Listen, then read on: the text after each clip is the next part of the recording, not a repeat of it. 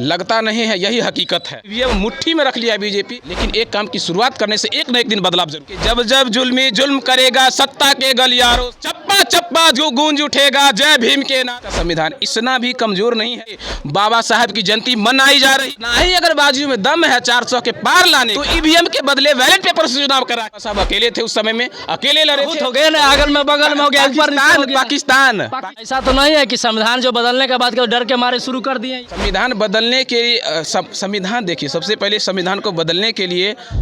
नमस्कार, इस वक्त हम लोग आए हुए हैं समस्तीपुर के दियारा में। आज कुछ खास दिन है, 14 अप्रैल है। इस दिन को जो है अम्बेडकर परिवार एकता संगठन है, इसी के दिन संविधान का रचयिता बाबा भीमराव अम्बेडकर का जन्मदिन हुआ था। और इसी के उपलक्ष्य में सब लोग जो है हर एक साल उनके ही जन्मदिन के शुभ अवसर पे प्रत्येक साल जो है समाज में अपना जागरूक जो है मुहिम चलाते हैं, जो कि जितने भी दलित परिवार से आते हैं वो सब लोग अपना जो देश में अपना संविधान में हर एक नियम कानून में अपना जो जगह का हक मिले, इन्हीं को देखते हुए ये लोग भी जो है कुछ प्रोग्राम रखे थे ताकि समाज में कुछ बदलाव, कुछ सुधार देखें। इनको ये प्रोग्राम करने से समाज में क्या क्या सुधार देखने को मिलेगा, परिचय दीजिएगा। जी, मेरा नाम प्रियांशु प्रियदर्शी हुआ। मेरा घर यहीं जहां आप आए हुए हैं यहीं पे घर है। और आप मीडिया भाइयों को तहे दिल से धन्यवाद देना चाहेंगे कि आज बाबा साहब जी के 134वीं जन्मदिन पे आप लोग उपस्थित हुए हैं और बाबा साहब के बारे में उनके विचार को लोग जन जन तक, इसके लिए आपको सबसे पहले तो धन्यवाद देना चाहेंगे। हाँ सर, यह लगता है हमको कि पूरा दुनिया में जो सभी अम्बेडकर जयंती मनाता है। हकीकत है, सीधा सीधा जान लीजिए। बाबा बता रहे हैं आपको कि आज सिर्फ भारत देश में नहीं, भारत देश के हर गली हर मोहल्ला, आने वाले समय में हर घर हर छत पे बाबा साहब की जयंती मनाई जाएगी। और ये भारत देश ही क्या, पूरे विश्व से मनाई जा रही मुल्क जिसका कि हमेशा हम लोग एग्जाम्पल लेते हैं, हमारे मोदी जी एग्जाम्पल लेते हैं, वहाँ भी बाबा साहब की जयंती मनाई। तो थोड़ा पड़ोसी मुल्क बता, थोड़ा नाम भी बताइए। पड़ोसी मुल्क जिसके बारे में हमेशा लोग वोट के लिए राजनीति करते हैं।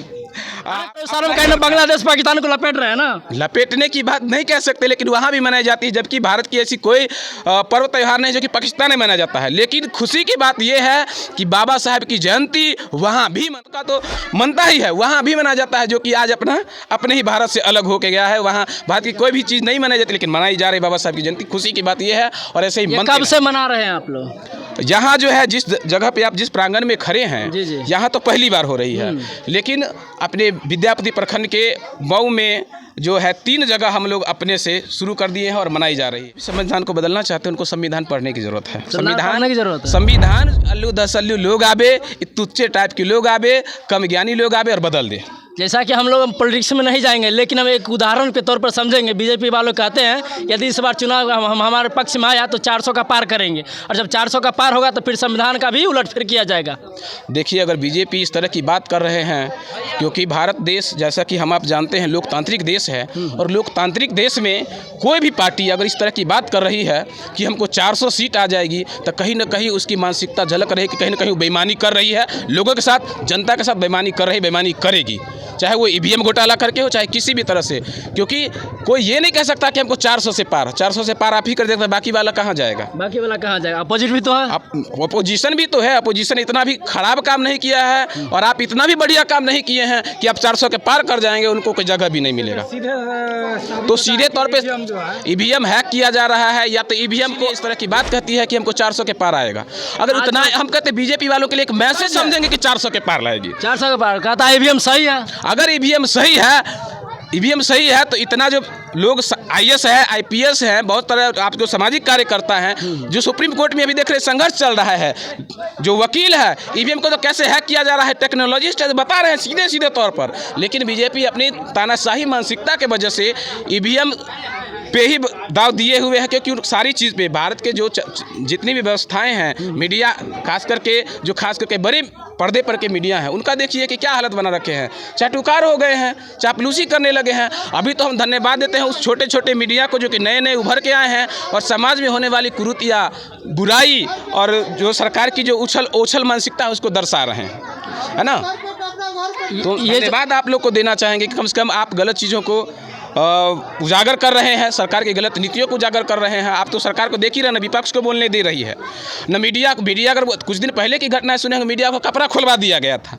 कहने का मतलब वो मीडिया को भी उसके खिलाफ जो भी बोलेगा उसको जो भी होगा। अब आज जो सो आप लोग समाज में जो सो एकता पाने के लिए, समाज में अपनी हिस्सेदारी के लिए आप लोग लड़ रहे हैं, लेकिन पूरा दुनिया को, पूरा भारत को जो सो श्री राम भक्तों के बनाया जा रहा है। देखिए, श्री राम भक्तों को बनाया जा रहा है, हम अच्छी बात है कि श्री राम भक्त बनाया जाए, है ना। लेकिन श्री राम भक्त बनाने के साथ साथ क्या है कि श्री राम भक्त, आपको लगता है कि भगवाधारी हटेगा ऐसे करने से? देखिए, भगवाधारी हटने की बात तो आज इतिहास रहा है कि मुगल भी आए, अंग्रेज भी आए, सब गए, ये 3% वाले क्या रहेंगे। आप समाज सुधारने की बात कर रहे हैं, लेकिन आपके साथ उतना लोग खड़े नहीं हो पा रहे हैं।